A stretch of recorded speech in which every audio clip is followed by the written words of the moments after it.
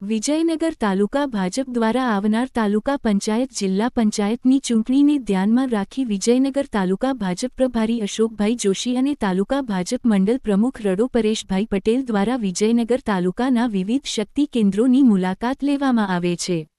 આ મુલાકાત દરમિયાન આવનાર ચૂંટણીલક્ષી માર્ગદર્શન તેમજ ભારતીય જનતા પાર્ટીની સરકાર દ્વારા થયેલ વિકાસ કાર્યોની વિસ્તૃત માહિતી કાર્યકર્તાઓને આપવામાં આવે છે અને કાર્યકર્તાઓ એ માહિતી પ્રજા સુધી પહોંચાડે એવી શીખ પણ આપવામાં આવે છે। વિજયનગર તાલુકાના 33 શક્તિ કેન્દ્રો પર આ મીટિંગનું આયોજન કરવામાં આવ્યું છે। દરેક શક્તિ કેન્દ્ર પર મોટી સંખ્યામાં કાર્યકર્તા ઉમટી પડે છે। પત્રકાર પંકજકુમાર કે પરમાર, વિજયનગર। તંત્રી નટવરભાઈ પરમાર, કાલવણ વસાહત।